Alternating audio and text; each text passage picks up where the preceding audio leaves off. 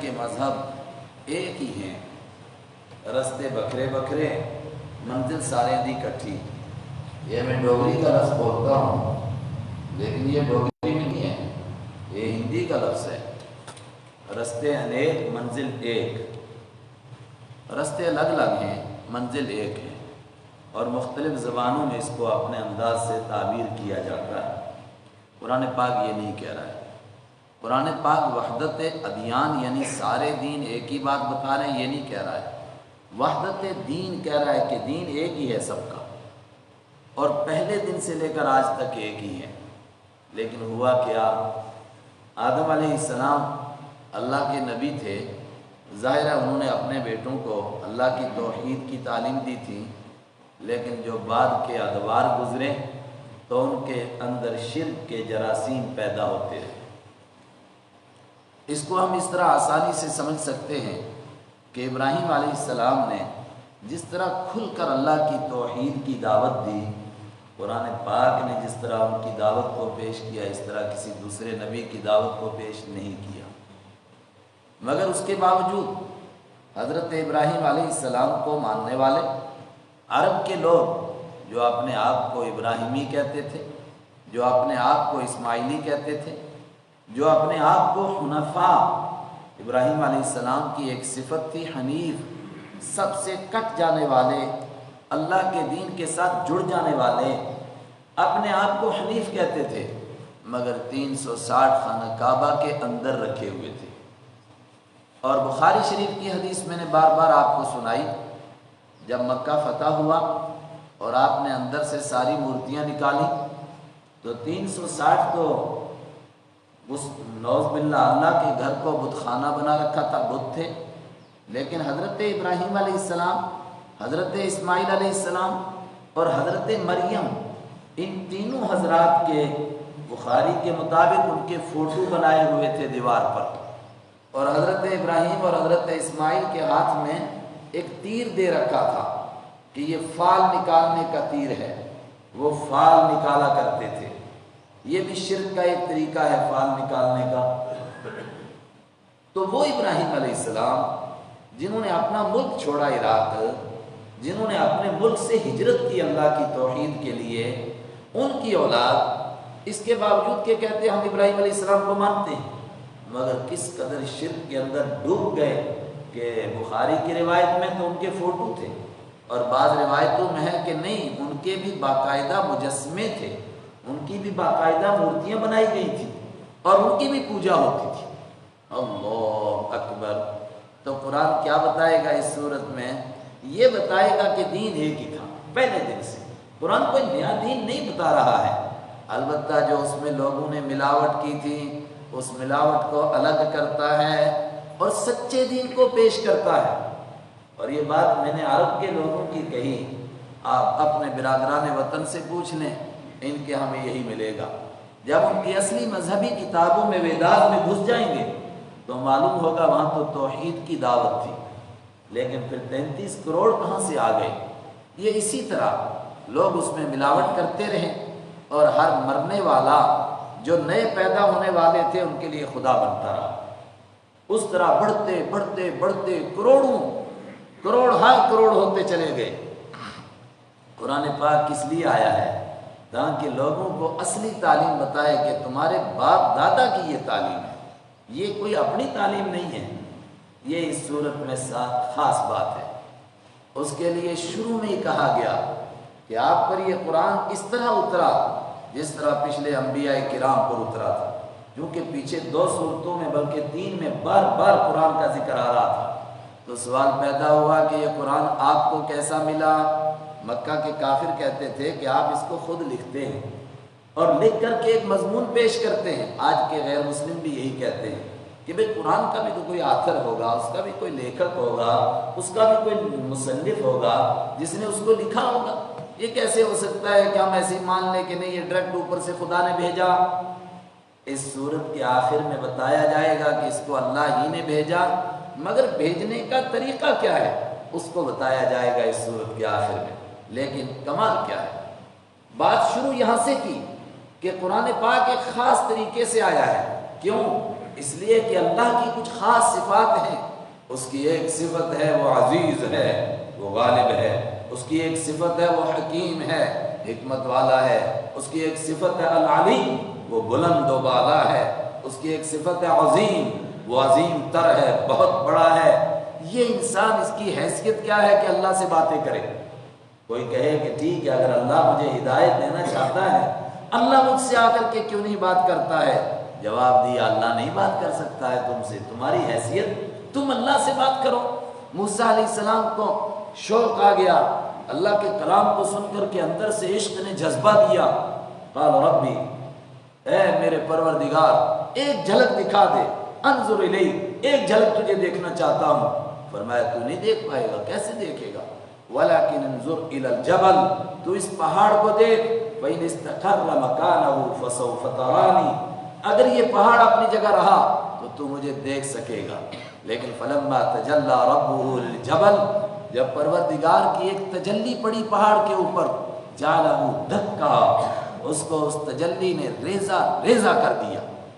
تو موسیٰ علیہ السلام نہیں اللہ سے بات کر سکے، نہیں دیکھ کر بات کر سکے، دیکھ سکے. اے انسان تو کیسے دیکھ سکتا ہے؟ پھر یہ قرآن کس طرح اترا ہے؟ جواب دیا کہ اللہ تعالیٰ بلند و بالا ہے، لیکن اس کی حکمت کا تقاضا ہوا کہ بندوں کی رہنمائی کرنے کے لیے کوئی کتاب بھیجے. تو اس نے وہ کیسی کتاب بھیجی؟ اب یہ مضمون یہاں بند کر دیا، آگے نہیں بتایا. وہ بلند و بالا ہے، اس کے لیے پھر اس کی صفات آئی کہ کیسا ہے. لہو ملک السماوات والارض، آسمان و زمین کا وہ مالک ہے. اس کے ساتھ کوئی بات کرے، پوری کائنات کا خالق ہے. یوں یہ باتیں چل پڑی. اور قرآن کیوں اترا؟ اس کے لیے پھر بیچ میں کہا کہ ہم نے جس طرح پہلے پیغمبروں کو کتاب دی تھی، اس طرح آپ کو بھی دی ہے. کیسے دی؟ آخر میں جا کر کے آپ کو بتایا گیا اس طرح دی ہے. اس کے طریقے کیا ہیں، کس طرح وحی آتی تھی. پھر وہاں کو بتایا گیا ما کنت تدری ما الکتاب، 40 سال تک آپ تو نہیں جانتے تھے کتاب کیا ہے، آپ تو کتاب کا کوئی لفظ نہیں جانتے تھے. ولا تخطه بیمینک، آپ تو اپنے ہاتھ سے لکھتے نہیں تھے. اذا لارتاب المبطلون، اگر آپ لکھتے ہوتے 40 سال تک، اگر آپ کوئی کتاب کی بات کرتے ہوتے تو پھر شک کرنے والے کہتے کہ اس نے خود لکھ ڈالی ہے. مگر آج تک تو آپ نے کوئی لکھنے کی بات، کوئی کتاب کی بات نہیں کی. پھر اچانک یک بیک آپ کس طرح بیان کرنے لگ گئے؟ یہ اس بات کا زبردست ثبوت ہے کہ یہ آپ کی بنائی ہوئی نہیں، اللہ کی بھیجی ہوئی کتاب. یہ اس کا موٹا سا خلاصہ میں نے عرض کیا. بیچ میں آئے گا کہ یہ دین کیا ہے، دین والے کیسے ہونے چاہیے. اس میں دین والوں کی کچھ صفات آئیں گی. اس میں ایک صفت آئے گی، 8ویں صفت غالباً، کہ امرہم شورا بینہم، وہ جو بھی کوئی کام کرتے ہیں وہ آپس کے مشورے سے کرتے ہیں. یہ مشورہ بڑی اہم چیز ہے، یہ ایمان والوں کی صفت ہے. کوئی کام بغیر مشورے کے نہیں کرتے، اہم کام. اس وجہ سے پوری سورت کا نام ہی سورۃ الشورى، شورا، مشورہ کرنے کی سورت. مشورہ کے لیے لفظ شورا آتا ہے. بہت سارے ادارے ہیں تو پوچھا جاتا ہے ان کی شورا میں کون کون لوگ ہیں، مطلب ایڈوائزری باڈی میں کون کون لوگ ہیں، کون کون ان کے ایڈوائزر ہیں، مشورہ کون دیتے ہیں، تو اسی کو شورا کہتے ہیں. اس لیے پوری سورت کا نام سورۃ الشورى، شورا. اب دیکھیے کیا انداز ہے سورت کا. حامیم عین سین قاف، یہ تو حروف مقطعات ہیں. تم کو یہ نہیں سمجھ میں آتا، تم خاک اللہ سے باتیں کرو گے اور خود جا کر کے کہو گے جی ہمیں بتا دو کون سا صحیح راستہ ہے، کون سا غلط راستہ ہے. کذالک یوحی الیک، اسی طرح، کس طرح، یہ جس طرح پچھلی 2 صورتیں اتری اس طرح یوحی الیک، آپ کی طرف وحی کی جاتی ہے. اور یہ کوئی نیا طریقہ ہے. وإلی الذین من قبلک، اور ان لوگوں کی طرف بھی اسی طرح وحی کی جاتی تھی جو آپ سے پہلے تھے. حضرت نوح علیہ السلام، حضرت ابراہیم، حضرت آدم، یہ تمام انبیاء کرام. اور وہ تو چند نبیوں کا تذکرہ ہے جو عرب کی دنیا میں آئے. باقی پوری دنیا کے اندر کا ان من امت الا خلا فیہا نذیر، نہیں دنیا میں کوئی قوم گزری مگر اس میں کوئی نہ کوئی ڈرانے والا آیا. تو ان کے ہاں کس طرح نبی آئے، کس طرح ان کو آگاہ کیا گیا؟ فرمایا جس طرح ان کے اوپر کتابیں آئیں، اللہ کے احکام آئے، اسی طرح یہ قرآن بھی آپ کے اوپر اترا. تو سیدھا کیوں نہیں اللہ باتیں کرتا لوگوں سے؟ اللہ العزیز الحکیم. میں نے اس کو الگ کر کے پڑھا تھا کہ اس کی معنویت سمجھ میں آئے. اللہ وہ ہے العزیز جو غالب ہے، کس کی ہمت ہے اللہ سے بات کریں، لیکن غالب بے شک ہے مگر حکیم ہے، حکمت والا ہے۔ اس کی حکمت کا تقاضا ہوا کہ بندوں کو کسی نہ کسی طریقے سے ہدایت کے راستے کو بتایا جائے۔ کیسا بتایا گیا؟ پہلے عزیز کیسا ہے، غالب ہے، زبردست ہے۔ کیسا زبردست ہے؟ لہو ما فی السماوات و ما فی الارض، لہو اسی کا ہے، اسی کے قبضے میں ہے، اسی کی ملکیت میں ہے۔ ما فی السماوات وہ سب کچھ جو آسمانوں میں ہے، وما فی الارض وہ سب کچھ جو زمین میں ہے، سارے کا سارا اللہ کا ہے۔ وہو العلی العظیم، دوسری اس کی دو صفتیں، وہ بہت بلند ہے، العظیم وہ بہت بڑا ہے۔ تیری ہمت تو اللہ سے باتیں کرے گا؟ بہت سارے مکہ کے کافر کہتے تھے اگر واقعتاً خدا ہم کو سیدھا راستہ بتانا چاہتا ہے ہمیں کیوں نہیں ملتا راستے میں؟ کسی گلی میں مل جائے خدا اور ہمیں آ کر کے بتا دے کہ یہ راستہ ٹھیک ہے، یہ راستہ غلط ہے، تیری حیثیت تو ملے گا؟ اللہ کی شان کیا ہے، کتنا بڑا ہے۔ تکاد السماوات یتفطرن من فوقہن، تکاد السماوات قریب ہیں کہ سارے آسمان یتفطرن پھٹ جائے، من فوقہن اپنے اوپر سے۔ کس وجہ سے پھٹ جائیں؟ فرشتوں کی تسبیح سے، ان کے ذکر سے۔ اتنی کائنات، اتنی مخلوق اس کے یہاں ہے، اللہ کی تسبیح کر رہی ہے۔ والملائکۃ یسبحون، اور فرشتے تسبیح کرتے ہیں بحمد ربہم، اپنے رب کی حمد کے ساتھ۔ یہ میں نے کئی مرتبہ سمجھایا، تسبیح کا مطلب ہے بیان کرتے ہیں کہ وہ ہر عیب سے پاک ہے، اور حمد کا مطلب ہے بیان کرتے ہیں کہ ہر ایک صفت کے لائق اسی کی ذات ہے۔ اس لیے کہ اگر کسی میں کوئی عیب نہ ہو مگر کسی کام کا بھی نہ ہو تو اس کو کیا کریں گے؟ نہیں سمجھے؟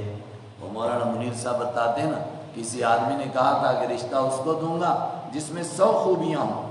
اب ایک انجینئر ہے، ایک صفت آئی، دوسری کوئی نہیں۔ ایک ڈاکٹر ہے، ایک صفت ہے، دوسری کوئی نہیں۔ 100 خوبیاں کیسے ہیں؟ تو وہ اپنی زبان میں کہتے ہیں، پھر میرا پنچھی کھڑا ہوا، اس نے کہا میرے اندر 99 صفتیں ہیں مگر ایک خرابی بھی ہے۔ اس نے کہا یار لڑکی بڈھی ہو جائے گی، کم سے کم 99 تو ہیں، اس کی وجہ سے تیرا رشتہ کر رہا ہوں، جو ایک خرابی ہے وہ میں خود دور کر دوں گا۔ اس کو پوچھا تیرے اندر کیا کیا خوبیاں ہیں وہ بیان کر۔ اس نے کہا سر خوبیاں میں بعد میں گنا دوں گا، پہلے میری خرابی دور کرو۔ انہوں نے کہا خرابی کیا ہے؟ ایک تو ہوں کچھ جان تو نہیں، دوسرے کسی کی من تو نہیں۔ ایک میں کچھ جانتا نہیں، دوسرے کسی کی مانتا نہیں، تو پیچھے بچائی کیا؟ نہیں۔ عیب سے بندہ پاک ہے، اس کے ساتھ میں ہونا چاہیے کہ تعریفوں کے لائق ہے۔ فرشتے بیان کرتے ہیں وہ ہر عیب سے پاک ہے، بحمدہ، اور بحمد ربہم، اور اپنے رب کی حمد کے ساتھ ہر ایک تعریف کے لائق ہے وہ۔ اور کیا کرتے ہیں؟ وَيَسْتَغْفِرُونَ لِمَنْ فِي الْأَرْضِ، اور جو زمین کے اندر ہیں ان کے لیے بخشش مانگتے ہیں۔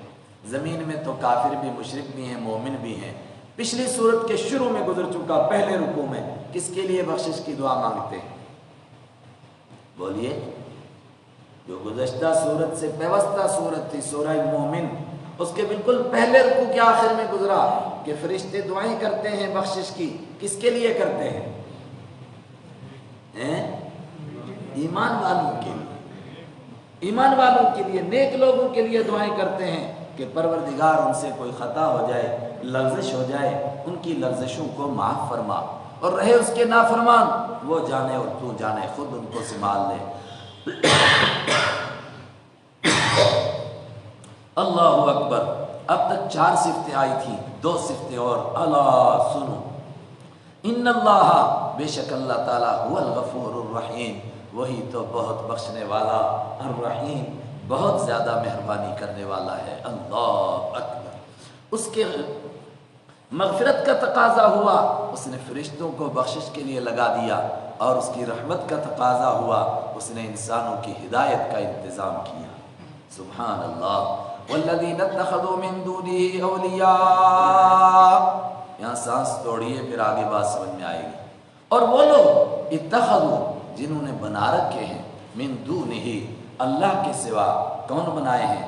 اولیاء، اولیاء بنائے ہیں۔ اولیاء ولی کی جمع ہے۔ ولی کا کیا معنی؟ دوست بنا رکھے ہیں، اور کوئی اس کا اردو میں ترجمہ کرتا ہے رکھوالے بنا رکھے ہیں، لیکن میں آسان بات کہتا ہوں، اس کا ترجمہ کرو حاجت روا، مشکل کشا بنا رکھے۔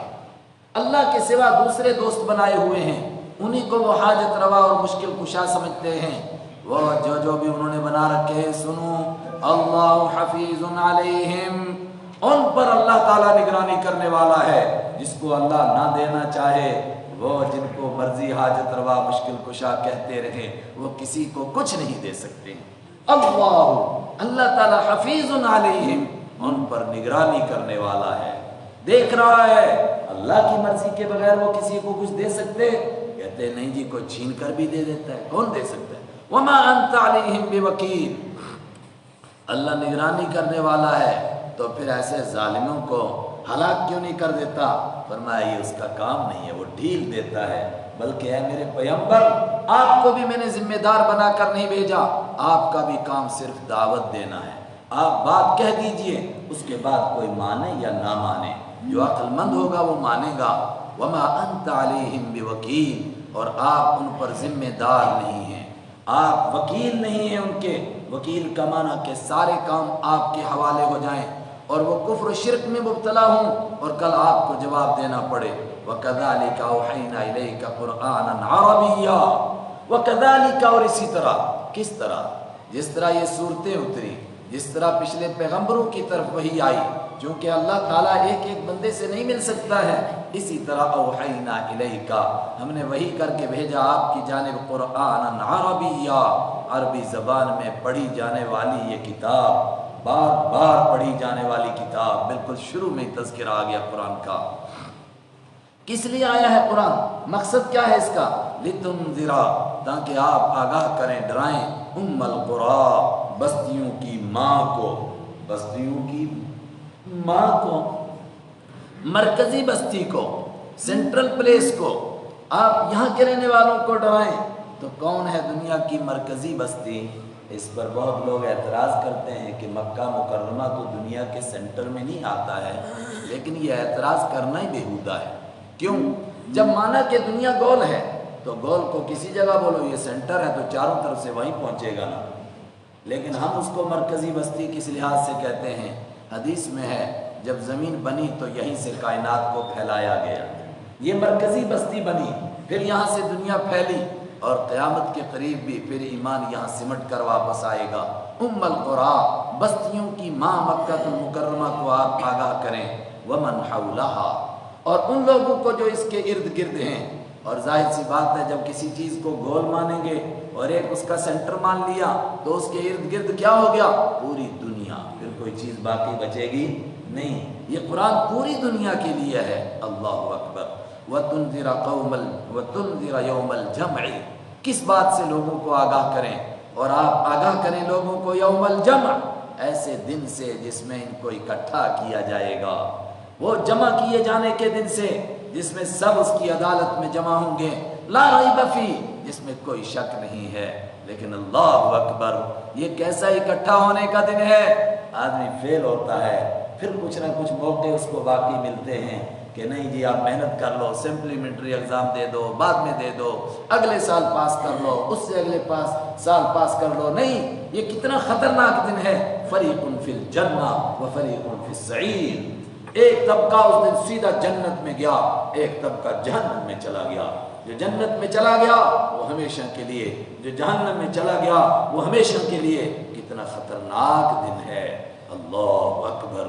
آدمی سوچے تھوڑی دیر کے لیے، اگر میرے لیے ادھر کا فیصلہ ہو گیا کیا بنے گا، کیا بچے گا پیچھے؟ فریق فی الجنہ و فریق فی السعیر۔ اللہ ہم سب کو جنت نصیب فرمائے، جہنم سے اپنے کرم سے ہماری حفاظت فرمائے۔ وَلَوْ شَاءَ اللَّهُ لَجَعَلَهُمْ أُمَّةً وَاحِدَةً، ایک بڑے سوال کا جواب کیا؟ اللہ تعالیٰ انسانوں کو خود کیوں نہیں مسلمان بنا دیتا؟ اگر اللہ تعالیٰ چاہے تو سب کو بنا سکتا ہے خود بخود ہی، مطلب جس طرح فرشتے اللہ کی فرما برداری کرتے ہیں، نافرمانی کر ہی نہیں سکتے، انسانوں کو بھی ویسا بنا دے، سب کے سب مسلمان بن جائیں۔ جواب دیا پھر انسان کی پیدائش کا مقصد فوت ہو جائے گا، پھر تو فرشتے موجود ہیں، انسان کو تو پیدا اس لیے کیا گیا، اس کو دونوں طاقتیں دی گئیں، اس کے بعد ان کو چھوٹ دے دی۔ اب اس طریقے کو اپنا یا اس راستے کو اپنا، اگر اس کو مجبور کر کے مسلمان بنا دیا گیا، جبری طور پر بنا دیا گیا، پھر امتحان کس چیز کا رہا؟ اب اتنے بیوقوف وہ لوگ ہیں جو کہتے ہیں اسلام زبردستی پھیلا، بھئی ہم کہہ رہے ہیں زبردستی سے مسلمان ہو ہی نہیں سکتا ہے، اللہ نے کسی کو زبردستی مسلمان بناتا، اور کوئی کیسے بنا سکتا ہے؟ وَلَوْ شَاءَ اللَّهُ، اور اگر اللہ تعالیٰ چاہتا لَجَعَلَهُمْ، تو بنا دیتا ضرور بضرور ہم، ان سارے لوگوں کو امۃ واحدہ، ایک ہی جماعت بنا دیتا ہے، ایک جماعت، لیکن وہ کیا کرتا ہے؟ وَلَكِنْ يُدْخِلُ مَنْ يَشَاءُ فِي رَحْمَتِهِ، لیکن وہ اپنی رحمت میں داخل کرتا ہے جس کو چاہتا ہے، وَلَكِنْ يُدْخِلُ مَنْ يَشَاءُ، لیکن جس کو چاہتا ہے اس کو اپنی رحمت میں داخل کرتا ہے، اور کس کو نہیں کرتا؟ فرمایا ظالموں کو، جو خود ظلم کرتے ہیں۔ اور 7ویں پارے میں سورہ انعام میں ایک آیت ہے کہ وہ لوگ جنہوں نے ایمان قبول کیا اور اپنے ایمان کے ساتھ ذرا سے ظلم کی ملاوٹ نہیں کی، ان کے لیے جنت ہے۔ جب یہ آیت نازل ہوئی تو صحابہ کرام گھبرا گئے۔ بخاری میں حدیث موجود ہے، حضور صلی اللہ علیہ وسلم کے پاس آئے کہ ہم میں سے ایسا آدمی کون ہے جس نے کچھ بھی ظلم نہ کیا ہو؟ کچھ نہ کچھ ظلم تو ہر بندے سے ہو جاتا ہے۔ آپ نے فرمایا کہ سورہ لقمان کی آیت کی طرف تمہارا دھیان نہیں گیا ہے؟ قرآن ظلم کس کو کہتا ہے؟ ان الشرک لظلم عظیم، بے شک شرک کرنا سب سے بڑا ظلم ہے۔ اپنی رحمت میں داخل کرتا ہے جس کو چاہتا ہے، کس کو نہیں کرتا؟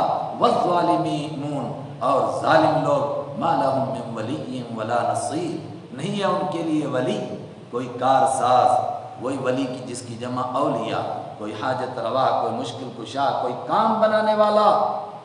عام طور پر تفسیری میں لکھتے ہیں کہ ولی کہتے ہیں اس کو جو زبانی کسی کی حمایت کرے، اور نصیر اس کو کہتے ہیں جو پریکٹیکل عملی طور پر کسی کی مدد کرے۔ اور ظالموں کا اس دن نہ کوئی نظریاتی حمایتی ہوگا اور نہ کوئی عملی طور پر اس کی مدد کے لیے آئے گا۔ ام اتخذوا من دونه اولیاء، کیا پھر بھی وہ اللہ کو چھوڑ کر دوسروں کو اولیاء بنائیں گے؟ ام اتخذوا، کیا بنا لیے انہوں نے من دونہ، اللہ کے علاوہ، اولیاء، حاجت روا، مشکل کشا، مددگار۔ سنو، فاللہ هو الولی، اللہ وہی تو ولی ہے۔ حقیقت یہ ہے اللہ ہی مددگار ہے، اللہ ہی حاجت روا ہے، اللہ ہی مشکل کشا ہے، اللہ ہی کام بنانے والا ہے۔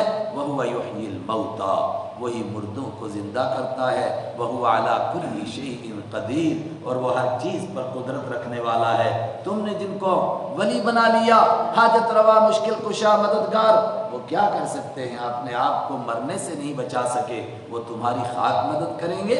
وَمَا اخْتَلَفْتُم فِيهِ مِنْ شَيْءٍ فَحُكْمُهُ إِلَى اللَّهِ۔ یہ اس سورت کا پہلا رکوع مکمل ہوا، اس کا یعنی پوری سورت کا نچوڑ یہ مقصد ہے اس سورت کا۔ اب اس کی دعوت دینی ہے۔ آپ کسی کے پاس جائیں گے، اللہ ایک ہے، وہ کہے گا ٹھیک ہے ایک ہے، لیکن کا مطلب کہ میں ماننے کے لیے تیار نہیں ہوں، تو کیا کریں اس کے ساتھ؟ میں جھگڑا نہیں، آپ نے اپنا کام کر دیا، اس کو دعوت دے دی، اب اس کا فیصلہ اللہ پر ڈالو، قیامت کے دن اللہ فیصلہ کرے گا۔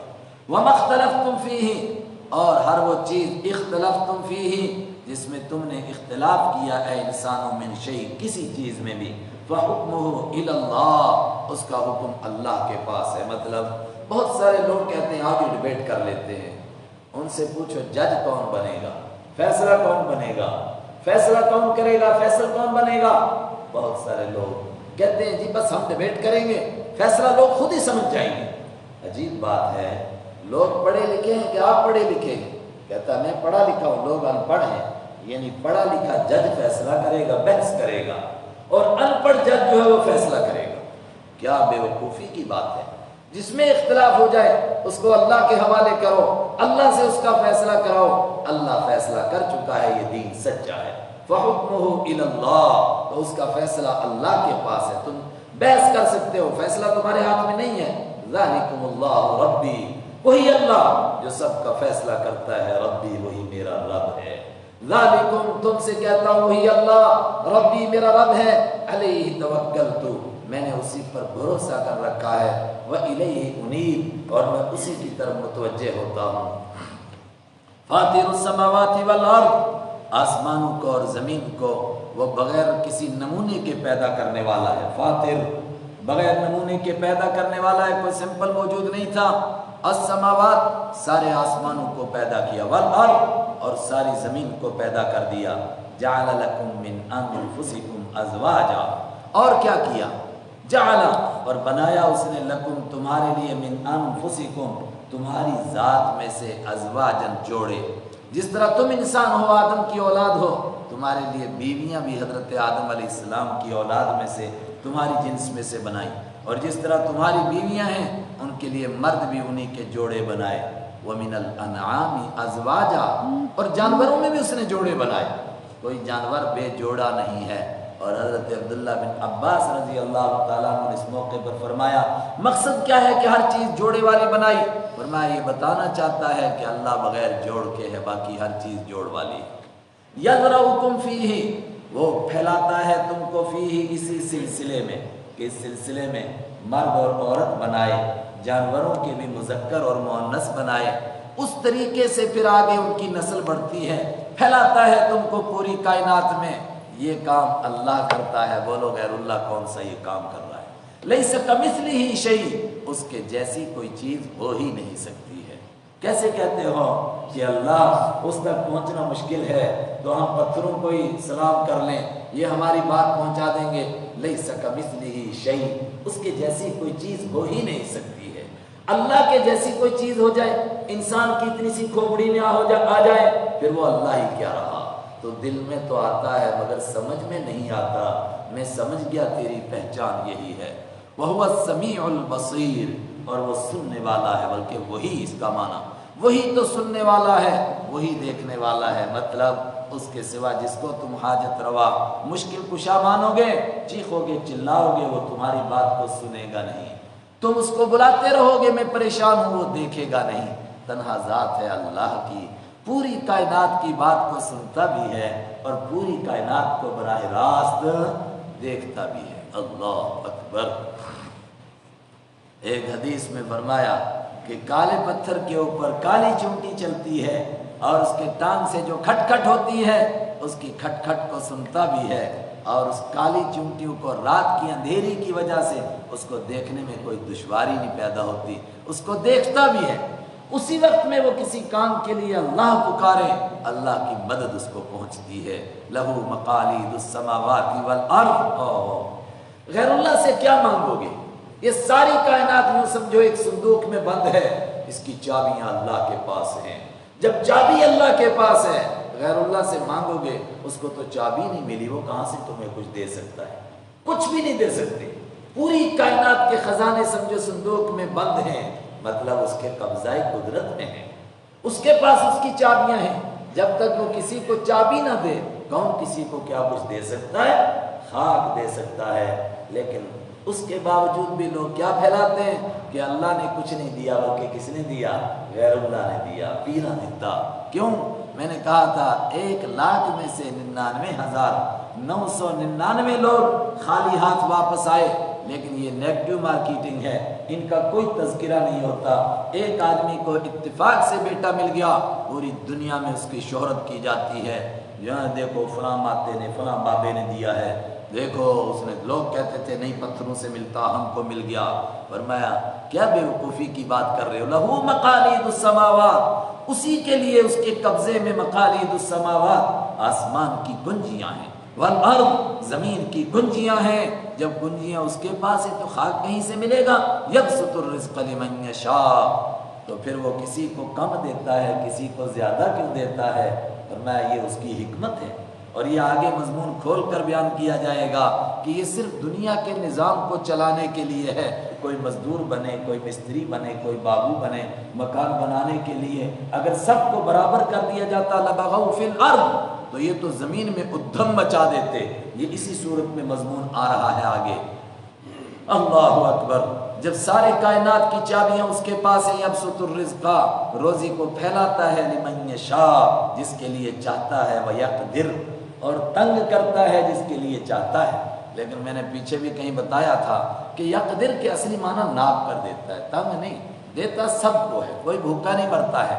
अलबत्ता किसी को कहता है तू भी खा, तेरा बेटा भी खाए, पोता पड़पोता तड़पोता खाते जो, लेकिन फिर पकड़ आएगी मेरी तरफ से। किसी को कहता है आज खा कल खुदा, आज खा कल खुदा, एक दिन का मिलता है दूसरे दिन का नहीं। सहाबा में से हज़रत अबू ज़र ग़िफ़ारी रज़ी अल्लाह ताला यही जहन रखते थे کہ جس کے پاس ایک وقت کی روٹی ہو اس کو دوسرے وقت کی روٹی کو بچا کر رکھنا ناجائز ہے۔ اگر کوئی بچا کر رکھتا ہے تو اس کا ایمان خطرے میں ہے، اس کا مطلب وہ اللہ پر بھروسہ نہیں کرتا ہے۔ یہاں ایک بڑی زبردست بات، اللہ کے پیچھے نام آ رہے ہیں نا، سب سے پہلے کیا ہے؟ العزیز، الحکیم، العلی، العظیم، الغفور، الرحیم۔ یہ نام ولی، نصیر، یہ ایسے نام تھوڑے ہیں۔ اب اس پر غور کرو نا، یہاں اللہ کا کیا نام آیا؟ انہ بکل شیء علیم، وہ ہر چیز کو جاننے والا ہے۔ مطلب کس کی روزی کم کرنی ہے، کس کی زیادہ کرنی ہے، کس کو گدھا گر بنانا ہے، کس کو شہنشاہ بنانا ہے، کس کو گدھاگری سے تخت پر بٹھانا ہے اور کس کو تخت سے اتار کر کے سڑکوں پر چکر کٹوانا ہے، دھول چٹوانا ہے۔ علیم، جانتا ہے۔ جو لوگ ملازمت کرتے ہیں ان کو معلوم ہے، کبھی بندے کی ٹرانسفر ہو جاتی ہے مگر اس کے کاغذ نہیں جاتے، بعض دفعہ 6 مہینہ بیچارے کو تنخواہ ہی ملتی ہے۔ اللہ کے یہ نہیں ہے، ایک آدمی یہاں ہے، ایک لمحے میں وہ دوسرے ملک میں چلا گیا، روزی وہاں پہنچ گئی۔ اور وہ میں نے پرندے کو کہا تھا پونچھ، وہ بمبے کے سمندر میں جا کر اس کے ریت میں انڈے دیتی ہے، وہاں بھی اللہ کو معلوم ہے اب یہ وہاں پہنچ گئی ہے، روزی وہاں پہنچے گی۔ فضا میں اڑ رہی ہے، چلتے ہوئے اس کو کیڑے مل رہے ہیں، روزی وہاں پہنچ گئی۔ کشمیر میں آ کر کے اترے گی، روزی اس کی وہاں پہنچے گی۔ انہ بکل شیء علیم، وہ ہر چیز کو جاننے والا ہے۔ یہ کہنے کی ضرورت ہی نہیں کہ خدایا تیرا ایک بندہ مسجد میں بیٹھا بھوکا مر رہا ہے، شاید آپ کو پتہ نہیں چلا۔ اللہ اکبر، اللہ کو بتا رہے اس کو نہیں پتہ چلا؟ پوری کائنات کو، کتنی کائنات ہے اللہ ہی جانتا ہے۔ وہ بعض لوگ کہتے ہیں نا 18,000 مخلوق، یہ غیر ایمان والوں کا خیال ہے، ہمارے یہاں ایسی کوئی روایت نہیں ہے۔ قرآن پاک کیا کہتا ہے؟ یخلق ما لا تعلمون، وہ پیدا کرتا ہے جو تم کو پتہ ہی نہیں، تم کس مخلوق کو جانتے ہو، تمہیں تو چند چیزیں معلوم ہیں۔ اور ایک روایت کے مطابق کہ جتنی مخلوق ہے اس کا چوتھا حصہ سمجھو زمین پر ہے، نہیں 40واں حصہ، اور 60% حصہ اس کا سمندر میں ہے، اور قیامت سے پہلے مخلوق ختم ہونی شروع ہو جائے گی۔ اس میں فرمایا سب سے پہلے یہ ٹڈی ختم ہوگی۔ ٹڈی سمجھتے ہیں جو یہ ناچنے والی ٹڈی نہیں، وہ جو پرندے سے تھوڑی چھوٹی ہوتی ہے اور وہ ایک دم پڑتی ہے تو پورے کے پورے علاقے کے غلے کو چٹ کر جاتی ہے، ہم اس کو اپنی زبان میں سلیا کہتے ہیں۔ اب مختلف زبانوں والے سمجھو وہ کیا چیز ہے۔ یہ ٹڈی کے لیے حضرت عمر کی روایت ہے کہ سب سے پہلے یہ ختم ہوگی۔ انہوں نے دور خلافت میں 2 آدمی دوڑائے، ایک شام کی طرف اور ایک یمن کی طرف، کہا میرے لیے وہاں سے ٹڈیاں لے کر آؤ۔ شام والا خالی ہاتھ آیا، یمن والا 4-5 ٹڈیاں لے کر آیا۔ جیسے وہ ٹڈیاں واپس آئیں حضرت عمر سجدے میں گر گئے، الحمدللہ۔ لوگوں نے پوچھا کیا ہوا؟ کہا میں ڈر گیا تھا قیامت تو نہیں آنے لگی، چونکہ حضور نے فرمایا تھا قیامت سے پہلے ٹڈی ختم ہو جائے گی، تو ابھی ہیں ٹڈیاں، اس کا مطلب کہ ابھی قیامت نہیں آئے گی، چونکہ میں کئی سال سے ٹڈیوں کو نہیں دیکھ رہا تھا۔ کیا کیا مخلوق ہے، ٹڈی کو کیا روزی دینی ہے، شیر کو کیا روزی دینی ہے، مچھلی کو کیا روزی دینی ہے۔ انہ بکل شیء علیم، وہ ہر چیز کو جاننے والا ہے۔ اللہ اکبر۔ یہ اللہ کی صفات پیش کر کے اب بتایا، اس نے بندوں کو زندگی گزارنے کا ایک ڈھنگ بتایا ہے، جو شروع میں کہا نا کہ قرآن اسی طرح آیا جس طرح پچھلے نبیوں کے پاس کتابیں آئی تھیں۔ تو پچھلے نبیوں کے پاس کیا کتابیں آئی تھیں؟ اس نے سب کو زندگی گزارنے کا ایک ڈھنگ بتایا۔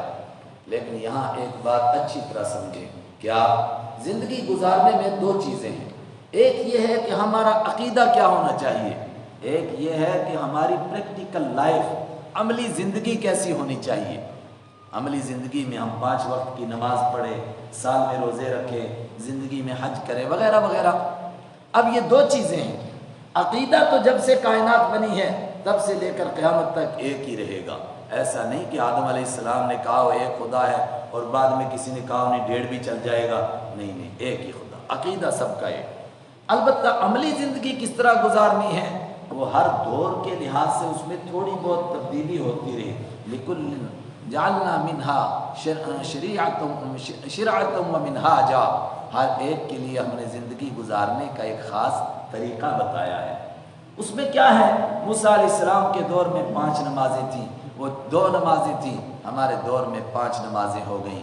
اسی طرح پچھلی قوموں کے یہاں سال میں ایک روزہ تھا محرم 10ویں تاریخ کا، ہمارے یہاں 30 روزے ہو گئے۔ یہ تھوڑی بہت تبدیلی ہوگی زندگی گزارنے کے طریقے میں، باقی کسی چیز میں کوئی تبدیلی نہیں۔ کوئی کتاب ہو آسمانی اور وہ بولے عقیدے میں پچھلے کچھ پیغمبر ایسے بھی آئے تھے اور جنہوں نے کہا تھا کہ شرک کرنا جائز ہے، جھوٹ بولتا ہے، ایسا ہو ہی نہیں سکتا۔ ہاں پریکٹیکل زندگی میں کہہ سکتا ہے کہ اس دور میں 2 نمازیں تھیں، 4 تھیں یا 10 تھیں، 20 تھیں، ہو سکتا ہے ایسا، لیکن اب کون سی نماز ہے؟ اب ایک طریقہ طے ہو گیا۔ کیوں؟ انسان آہستہ آہستہ بڑا ہوا، جب بڑا ہو گیا تو جس طرح انسان جوان ہوتا ہے، پہلے ہر سال اس کے کپڑے بدلتے ہیں، لیکن جب 15 سال کا ہو گیا پھر اس کا ناپ طے ہو گیا۔ اب بچہ کہے کہ سر پچھلے سال بھی ابا جی آپ نے یہی ناپ کے کپڑے بنائے تھے، اب میں 20 سال کا ہو گیا اب بھی وہی بناتے ہیں، تو ابا جی کیا کہیں گے؟ اب آپ کا ناپ طے ہو گیا، اب آپ چھوٹے بڑے نہیں ہوں گے۔ بخاری کی حدیث ہے، آپ نے فرمایا آدم علیہ السلام 60 گز کے تھے، اس کے بعد تم گھٹنا شروع ہوئے اور گھٹتے ہی چلے گئے، مگر کب تک چلے گئے؟ تقریباً قرآن و حدیث پر نظر رکھنے والے کہتے ہیں کہ قوم سمود تک۔ جب قوم سمود پر لوگ پہنچے تو پھر ایک خاص قد لوگوں کا طے ہو گیا، بس اتنی رہیں گے آپ۔ وہ ہمارے یہاں اکثر لوگ کہتے رہتے نا میرا جو پردادا تھا وہ اتنا لمبا تھا 20 گز کا، ارے کوئی کسی کا پردادا 20 گز کا نہیں تھا۔ 1450 سال پرانی روایتیں ہم کو سنا رہے ہیں۔ سب سے لمبے حضرت عباس رضی اللہ تعالیٰ عنہ تھے۔ کتنے لمبے تھے؟ عالم چنا 8 فٹ کا تھا، حضرت عباس رضی اللہ تعالیٰ عنہ زیادہ سے زیادہ 7 فٹ یا 7.5 فٹ کے تھے، کیونکہ جب وہ گدھے پر بیٹھتے تھے ان کے پیر نیچے لگتے تھے، اس سے زیادہ کوئی لمبا نہیں تھا۔ اور ٹھیکنا بھی انسان بس اتنا، ایک قد طے ہو گیا۔ جب طے ہو گیا اب شریعت بھی قیامت تک اسی طرح رہے گی، اب بدلے گی نہیں، اسی لیے کسی نئے نبی کے آنے کی ضرورت بھی نہیں ہے۔ اس دور میں تبدیلیاں ہوتی تھیں، اس لیے نئے نبی آتے تھے، بتاتے تھے۔ یہ قوم سمود تک میں نے کیوں کہا؟ اس لیے کہ ان سے پہلے قوم عاد ہے۔ قوم عاد کے لیے قرآن نے کہا التی لم یخلق مثلها فی البلاد، ان کے جیسے تو شہروں میں پیدا ہی نہیں ہوئے، اتنے لمبے تڑنگے لوگ، انہی کا میں کہتا ہوں درختوں کو ایسے کھینچ لیتے۔ یہ لیکن تاریخی روایتیں ہیں، کوئی اس پر ایمان لانا ضروری نہیں۔ آپ کو بولو کہاں بخاری میں حدیث؟ بخاری میں نہیں ہے، تفسیری کتابوں میں۔ البتہ قوم سمود کا جب دور آیا اور ابھی تک ان کے مکانات اور ان کے کھنڈرات موجود ہیں، ان کے کھنڈرات دیکھنے سے پتہ چلتا ہے کہ ان کا قد حد سے حد یہی 7 فٹ 7.5 فٹ 8 فٹ تھا، اس سے زیادہ لمبے نہیں تھے۔ عام طور پر انسان یہی 5 ساڑھے 5 6 فٹ اسی کے بیچ میں گھومتا رہتا ہے۔ اب بات پر آ جائیے کہ عقیدہ تو ایک ہی رہے گا، البتہ تھوڑے بہت احکام میں تبدیلی ہوگی، زندگی گزارنے کا ڈھنگ، لیکن کیوں انسان بدل رہا تھا۔ اب انسان کا ایک قد طے ہو گیا، اب قیامت تک کوئی دوسرا نبی نہیں آئے گا اور کوئی دوسرا حکم بھی نہیں آئے گا۔ کوئی کہے جی میں انگریزی نبی ہوں تو وہ خدا کا نبی نہیں ہوگا، انگریزوں کا نبی ہو سکتا ہے۔ شرع لکم من الدین، سنوا بڑی اہم آیت ہے۔ شرع، اس نے قانون مقرر کیا، لکم تمہارے لیے، من الدین، دین میں سے، اور دین کہتے ہیں عقیدوں کو، اور آگے آئے گا شرعتن، اس کے معنی قانون، یعنی وہ احکام، پریکٹیکل لائف کیسے زندگی گزارنی ہے۔ اس نے عقیدے میں تمہارے لیے مقرر کیا انہی عقیدوں کو، ما وصا بہ نوح، جس کی اس نے وصیت کی نوحً، حضرت نوح علیہ السلام کو، والذی اوحیت الیک، اور وہی جس کی ہم نے وحی کی آپ کی جانب، وما وصینا بہ ابراہیم، اور وہی عقیدہ تم کو بتایا گیا اس قرآن کے ذریعے سے، جس کا تاکیدی حکم دیا ہم نے ابراہیم علیہ السلام کو، وموسیٰ، اور موسیٰ علیہ السلام کو، وعیسیٰ، اور عیسیٰ علیہ السلام کو، اور یہ کیا حکم تھا ان کو؟ ان اقیم الدین، کہ تم دین کو قائم کرو، ایک عقیدے کے اوپر سارے انسانوں کو کھڑا کرو، اور خود بھی کھڑے ہو جاؤ۔ اگر تمہارے پاس طاقت ہے تو اس کو استعمال کرو، نہیں ہے تو دعوت کو پیش کرو۔ مکی تو مکی زندگی ہے، اس میں تو دعوت ہی دی جاتی تھی، اور آگے آ رہا ہے الجھو مت، مگر پیش کرو ان کو، یہ سچا دین ہے، تاکہ کل وہ قیامت کو نہ کہہ سکے کہ آپ نے ہم کو بتایا نہیں تھا۔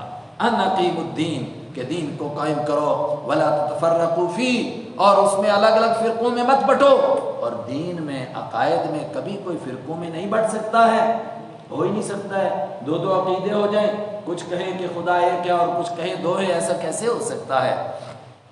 ہاں جو قانون مقرر کیا وہ سب کے لیے ایک قانون ہے، البتہ اس کے سمجھنے میں کبھی تھوڑی بہت غلطی ہو سکتی ہے. کوئی کہے کہ نماز میں ہاتھ ادھر باندھو, کوئی کہے ذرا اوپر باندھ لو, کوئی مسئلہ نہیں, اس میں کوئی جھگڑا نہیں ہے. اس کی وجہ سے پارٹی نہیں بنتی ہے. کوئی کسی کو گمراہ نہیں کہہ سکتا ہے, اور اگر کہتا ہے تو پکا دجال ہے, پکا گمراہ ہے. اس کو نہیں کہہ سکتا ہے بھائی ٹھیک ہے تو صحابہ میں بھی تھا, کوئی اتنا بڑا مسئلہ یہ نہیں ہے. ولا تتفرقوا فیہ, مثلا کوئی زور سے آمین کہتا ہے, کوئی آہستہ کہتا ہے. آہستہ کہنے والا اپنے دلائل پیش کرتا ہے, زور والا بھی پیش کرتا ہے. دونوں سے پوچھو, اگر آہستہ کہیں گے تو نماز میں کوئی خلل, کہتے ہیں کوئی نہیں. اگر کوئی کہے گا خلل آئے گا, اس کا مطلب اس کے دماغ میں خلل ہے, وہ جانتا ہی نہیں اصول کو. اور اگر نہیں کہیں گے زور سے کوئی خلل کا, کوئی بالکل نہیں. ہم تو یہی کہتے ہیں کہ آہستہ کہنا بہتر ہے, زور سے کہیں گے تب بھی نماز ہو جائے گی, وہ کوئی جھگڑے کی بات نہیں. ولا تتفرقوا فیہ, اور مت اس میں فرقے بناؤ. کبر علی المشرکین ما تدعوہم الیہ, یہ چیز بھاری ہے مشرکوں پر, ما تدعوہم الیہ, جس کی طرف تم ان کو بلاتے ہو. بہت اہم بات ہے. کیا مطلب؟ یہ بات الحمدللہ اگر آپ کو کبھی موقع ملے سورہ عنکبوت کا دوسرا رکوع پڑھیں, اس میں سمجھ میں آئے گی. ہر مشرک چلتا کہاں سے ہے؟ ہر ایک مشرک کسی دیوتا کے نام پر ایک پارٹی کھڑی کرتا ہے, فلاں پارٹی, میری پارٹی. پھر اس کے اوپر وہ پارٹی کو زندہ رکھنے کے لیے محنت کرتا ہے. جب تم ایک خدا کی دعوت دیتے ہو, ان پر بھاری گزرتا ہے. وہ کہتے ہیں اس کا مطلب ساری پارٹیاں ختم اور ایک پارٹی باقی بچی. یہی تو سورہ صاد کے شروع میں ہم نے پڑھا تھا نا, اجعل الآلہۃ الہا واحدا, کیا اس نے سارے خداؤں کو مار کے ایک ہی چھوڑا؟ ان ھذا لشیء عجاب, یہ تو حیرتناک بات ہے. اور میں کہہ رہا ہوں یہی وہ چیز ہے جو مشرکوں کو, جو یہودیوں کو, جو عیسائیوں کو, جب شرک پسند طبیعتوں کو بری لگتی ہے. کیا کہ آپ ساری پارٹیاں ختم کرنا چاہتے ہو؟ جناب الگ الگ پارٹیاں ہیں, الگ الگ پارٹیوں کے بینر ہیں, الگ الگ پارٹیوں کے فائدے ہیں. جب الگ الگ پارٹیاں بنیں گے, ان کے پریزیڈنٹ بنیں گے, ان کے بہت عہدیدار بنیں گے, آپ ایک ہی پارٹی بناتے ہو تو اس کا مطلب پھر ایک ہی عہدیدار ہو گیا, ایک ہی پریزیڈنٹ بنا, باقی ساری پارٹیاں ختم. یہ بھاری چیز لگتی ہے مشرکوں کو. اللہ یجتبی الیہ من یشاء, بھاری لگتی ہے تو لگتی رہے. اللہ کھینچتا ہے اپنی طرف من یشاء, جس کو چاہتا ہے. اللہ یجتبی, یجتبی کے دو معنی, چن کر کے کھینچتا ہے. ایمان ایرے غیرے نتھو خیرے کو نصیب نہیں ہوتا ہے, چنتا ہے وہ, چن کر کے کسی کو ایمان نصیب کرتا ہے. سب ابو بکر و عمر و عثمان نہیں بنتے ہیں, اللہ چنتا ہے. چن کر کے یہدی الیہ یجتبی الیہ من یشاء, کھینچتا ہے اپنی طرف جس کو چاہتا ہے. اس پر اشکال ہوا کہ اگر کسی کو نہیں کھینچا, ابو جہل نہیں کھینچا, ابو لہب نہیں کھینچا, تو اس کی غلطی کیا ہے؟ میں اس کی غلطی ہے وَيَهْدِي إِلَيْهِ مَن يُنِيبُ, اور اپنی طرف کھینچتا ہے, راستہ دکھاتا ہے, من يُنِيبُ, جو اس کی طرف آنا چاہتا ہے. ابو جہل آنا ہی نہیں چاہتا تھا. دنیا بھر کے جتنے نافرمان ہیں وہ اللہ کے دین کو سمجھنا نہیں چاہتے ہیں, ورنہ وہ ہم سے بڑے عقل مند ہیں, ہم سے زیادہ عقل و دانش رکھتے ہیں, ہم سے زیادہ قرآن کی تفسیر کر سکتے ہیں, مگر چلنا نہیں چاہتے ہیں. میں تو اس سے زیادہ آگے بڑھ کر بات کرتا ہوں. بہت سارے ہیں جو قرآن کی تفسیر کرتے ہیں, مگر خود ان کو اس پر عمل نصیب نہیں ہوتا ہے. اللہ مجھے اور آپ کو اس سے بچائے. کیوں؟ عمل کرنا بڑا مشکل ہے. کس کو نصیب ہوتا ہے؟ یہدی الیہ من ینیب, راستہ دکھاتا ہے اپنی طرف, من ینیب, جو اس کی طرف متوجہ ہوتا ہے. یعنی آسان ترجمہ, کھینچتا ہے اپنی طرف, من ینیب, جو کھینچنا چاہتا ہے. اور جو کہ نہیں مجھے نہیں جانا ادھر, تو خدا اس کا محتاج نہیں ہے, اس کو چھوڑ دیتا ہے اندھیریوں میں بھٹکتے ہوئے. جا ڈبکیاں مارتا جا, کون تجھے پوچھتا ہے تیری قیمت ہی کیا ہے؟ ارے غیر نتھو خیرے کو ایمان نہیں ملتا ہے. کس کو ملتا ہے؟ جس کو اللہ چنتا ہے, چن کر کے دیتا ہے. اور ایمان کے بعد ایک اور بڑی چیز ہے, وہ ہے کتاب کا علم. اس کے لیے تو بڑی بات کہی. اس کو لیے فرمایا ہم ثم اورثنا الکتاب الذین اصطفینا من عبادنا, پیچھے گزر چکا ہے. یہ 19ویں پارے میں سورت کون سی تھی بھائی؟ نام ہی نہیں چل رہا ہے سورت کا. سورہ ثم اورثنا الکتاب الذین اصطفینا, نہیں 22ویں پارے میں سورہ فاطر. میں نے غلط کہا نا پارا, تو آپ تلاش بھی کیسے کریں, میں ہی ایسا حافظ ہوں. پھر ہم نے وارث بنایا اس قرآن کو, کس کو وارث بنایا؟ ثم اورثنا الکتاب الذین اصطفینا, جن کو ہم نے چھانٹا اپنے بندوں میں سے. غیر کو علم نہیں ملتا ہے, ہم چھانٹتے ہیں, چھانٹ کر کچھ لوگوں کو اپنا قرآن دیتے ہیں. لیکن پھر کیا ہوتا ہے؟ آئے ہائے, پھر کیا ہوتا ہے؟ ثم اورثنا الكتاب الذين اصطفينا من عباده فمنهم ظالم لنفسه. پھر بڑا طبقہ وہ ہوتا ہے جن کو قرآن کا علم ملتا ہے مگر وہ اپنے اوپر ظلم کرتے ہیں. وہ قرآن کو شہرت کا ذریعہ بناتے ہیں, وہ قرآن کو پیسے کمانے کا ذریعہ بناتے ہیں, وہ قرآن کو عزت حاصل کرنے کا ذریعہ بنا لیتے ہیں. اس کو اللہ کی کتاب سمجھ کر عمل نہیں کرتے. پھر دوسرا طبقہ وَمِنْهُمْ مُقْتَصِدٌ, اور ایک دوسرا طبقہ ہوتا ہے جن کو کتاب نصیب ہوتی ہے, وہ درمیانے رہتے ہیں. درمیانے مطلب قرآن کے تقاضوں پر پورے نہیں اترتے لیکن کم سے کم اپنی زندگی تک قرآن کے اوپر عمل کرتے ہیں. وَمِنْهُمْ سَابِقٌ بِالْخَيْرَاتِ بِإِذْنِ اللَّهِ, ہاں اس میں سے کچھ ہیں جو اللہ کے کرم سے آگے نکل جاتے ہیں. تو مجھے تو صرف اتنا بتانا تھا, وہاں بھی کہا کہ قرآن کا وارث کس کو بنایا جاتا ہے, چھانٹ کر کے. بڑا گندا جملہ ہے. جو لوگ کہتے ہیں کہ مدرسوں کو ایسے بچے ملتے ہیں جو ریجیکٹڈ مال ہوتا ہے, کہیں نہیں لگتا, ان کو مدرسے میں بھیجتے ہیں. کبھی بھیجتے ہوں گے, آج تو ایسا نہیں ہے. 700 بچے ہیں آپ کے ہاں, آپ انٹرویو لے کر دیکھ لیجئے, کسی سے مقابلہ کرا لیجئے گا. نہیں, یہ وہ ہیں جن کو اللہ نے چھانٹا ہے. مگر اب ان میں سے 3 طبقے بنیں گے. ایک اپنے اوپر ظلم کرنے والا, اللہ ہم کو بچائے. دوسرا وہ جو بیچ میں رہے گا. تیسرے ہیں تھوڑے سے جو آگے نکلیں گے. اللہ ہم کو ان میں شامل فرمائے اپنے کرم سے, اپنے احسان سے, بِإِذْنِ اللہ. اللہ نے خود فرمایا اللہ کے احسان سے. تو اللہ تعالیٰ اپنی طرف کھینچتا ہے چن کر جس کو چاہتا ہے, مگر کس کو کھینچتا ہے؟ اس کی لاٹھی اندھے کی لاٹھی نہیں ہے. کہتے کیا ہوا؟ کہتے بس وہ بابا صاحب مار تو کسی کو رہے تھے, لاٹھی مجھے لگ گئی. پھر کیا ہوا؟ کہا بس پھر بہار آ گئی. بے ارادہ ہی جو ان سے نگاہ ٹکرا گئی, یوں ہی زندگی میں بہار آ گئی. بس پھر تو پیسوں کی بارش لگ پڑی, رشوت کے بھی, چوری کے بھی, سب آنے لگ گئے. اللہ کی لاٹھی اندھی لاٹھی نہیں ہے. وہ کس کو چنتا ہے, کھینچتا ہے, مگر کس کو یہدی الیہ من ینیب, اس کو ہدایت دیتا ہے جو اس کی طرف آنا چاہتا ہے. وما تفرقوا الا من بعد ما جاءهم العلم, اور جتنے لوگ دین سے باہر ہیں کیا وہ صرف جہالت کی وجہ سے ہیں؟ کہا نہیں, ان کے پاس علم ہے, معلومات ہیں, وہ جانتے ہیں اللہ ایک ہے, مانتے کیوں نہیں ہیں؟ ضد کی وجہ سے.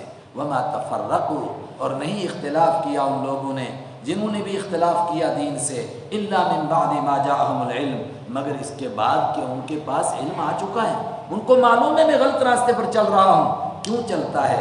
بغیم بینہم, ضد کرنے کی وجہ سے. بس اس نے ایک پارٹی بنائی, اس کا مطلب میری پارٹی کمزور پڑ جائے گی. یہ پارٹیوں کو زندہ رکھنے کا طریقہ ہے, اس کے سوا کچھ نہیں ہے.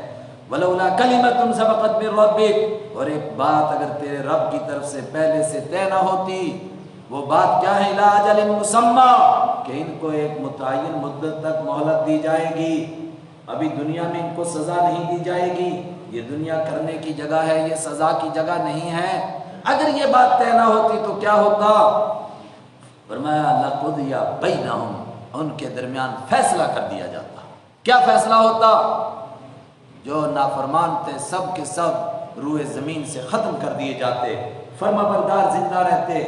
لیکن دنیا میں اس طرح وہ فیصلہ نہیں کرتا ہے.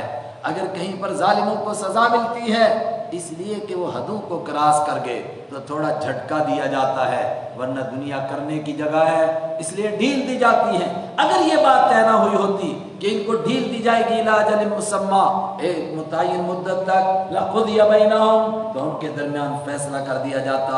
وَإِنَّ الَّذِينَ أُورِثُوا الْكِتَابَ مِن بَعْدِهِمْ لَفِي شَكٍّ مِّنْهُ مُرِيبٍ.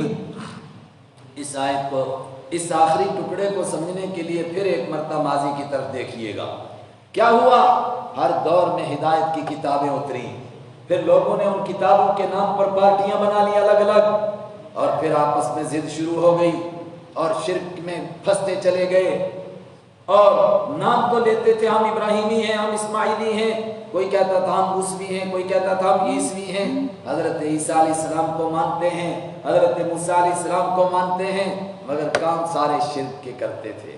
اور یہ تو پہلے لوگوں کی بات ہے. اس کے بعد میں جو پیدا ہوئے, جو بعد میں آئے, وہ کیسے تھے؟ کہا وہ تو حدوں کو اکراس کر گئے. اردو کا محاورہ نا, بڑے میاں چھوٹے میاں, سبحان اللہ. انہوں نے کیا کیا؟ کہا انہوں نے تو کتاب کی دھجیاں اڑا دی. اور بالکل میں انشاءاللہ ابھی آپ کو بتاتا ہوں کیسے اڑائی انہوں نے. ان الذین اورثوا الکتاب, پھر وہ لوگ جن کو کتاب کا وارث بنایا گیا, وارث بنایا مطلب من بعدہم، ان بڑوں کے بعد جن کو کتاب ملی ان کو کتاب پر یقین ہی نہیں ہے، لفی شک منہ مریب، وہ کتاب کی طرف سے ایسے شک میں پڑے ہوئے ہیں جس شک نے ان کو مریب الجھاؤ میں ڈال دیا ہے، الجھن میں ہے، ان کو یقین ہی نہیں ہے کچھ۔ کیسے؟ میں آپ کو فرق بتاتا ہوں۔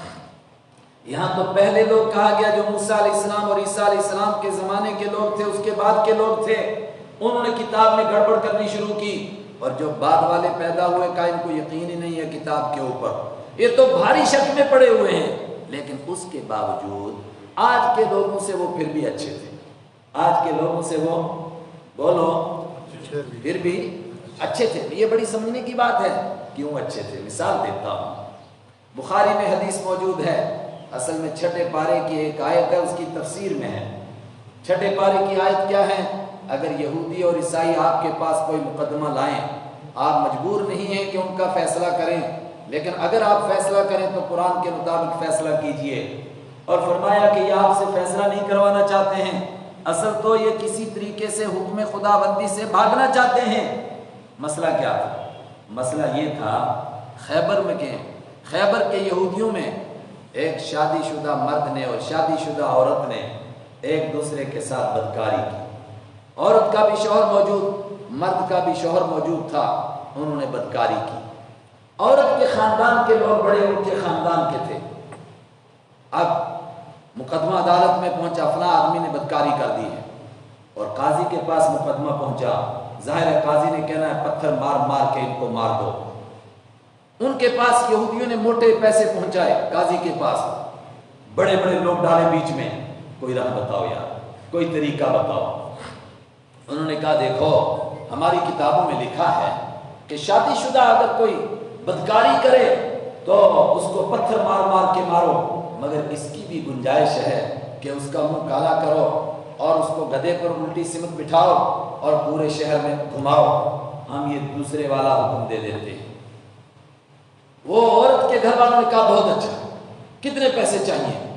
ابھی یہ لین دین ہو رہا تھا تو بات پھیل گئی شہر میں، قاضی بک گیا، قاضی سمجھ گئے نا، جج بک گیا۔ جج جو ہے وہ پیسے لے کر رشوت لے کر ایسا فیصلہ کر رہا ہے۔ جج بڑا چالاک تھا، اس نے کہا ایک کام کرتے ہیں، اب یہ ہم فیصلہ کرنا چاہ رہے تھے لیکن تم کہتے ہو کہ ہم یہ پیسے لے کر فیصلہ کرتے ہیں، بالکل نہیں، اگر ہم یہ پیسے لے کر فیصلہ کرتے ہیں تو آزما لو، ایک کام کرتے ہیں، یہ جو مدینہ میں مدعی نبوت ہیں جو کہتے ہیں مجھ پر وحی آتی ہے، ان کے پاس جاؤ، ان سے مسئلہ پوچھو، یہ بھی یہی مسئلہ بتائیں گے جو ہم بتا رہے ہیں۔ انہوں نے ایسا کیوں کیا؟ ان کے ذہن میں تھا یہ نبی رحمت ہے، ہر جگہ مہربانی کرتے ہیں، درگزر کرتے ہیں، سب کو معاف کرتے ہیں۔ خیبر کے یہودیوں نے مل کر کے آپ کو زہر دیا۔ بخاری کی حدیث ہے، آپ نے ان سب سے پوچھا تمہارا مشورہ تھا؟ انہوں نے کہا بالکل ہمارا مشورہ تھا، مگر آپ نے معاف کیا، کسی کو قتل نہیں کیا۔ آج کسی لیڈر کو کوئی اس طرح زہر دے کوئی معاف کرے گا؟ پوری دنیا میں مجھے بتا دے کوئی معاف کرے گا؟ نہیں کرے گا، آپ نے معاف کیا، فرمایا جاؤ سب کو معاف کرتا ہوں۔ ان کے ذہن میں تھا کہ حضور معاف کر دیں گے، لیکن ان کو نہیں معلوم تھا کہ اللہ کے جہاں قانون آ جائے وہاں اللہ کے نبی کوئی سمجھوتا کر سکتے؟ مکہ فتح ہوا، ایک عورت نے چوری کی، عورت آپ کے سامنے لائی گئی، آپ نے فرمایا اس کے ہاتھ کٹیں گے۔ مکہ کے لوگوں نے کہا ہم تو ابھی مسلمان ہوئے ہیں، یہاں بولتے ہیں جمعہ سے جمعہ 8 دن، ان کو تو 8 دن بھی نہیں ہوئے تھے، کہنے لگے کل تو مسلمان ہوئے ہیں، اب اتنا سخت احکام ہم پر نافذ کرو گے، کوئی نرمی اختیار کرو۔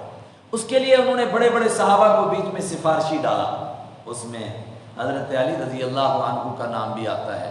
انہوں نے کہا کہ ان کے ساتھ نرمی کی جائے، آپ جلال میں آ گئے، آپ نے فرمایا اس ذات کی قسم جس کے قبضے میں محمد کی جان ہے، اپنا نام لیا، اگر فاطمہ بھی چوری کرے گی لقطعت یدہا، اس کا ہاتھ بھی میں اس مجمع کے سامنے کاٹ دوں۔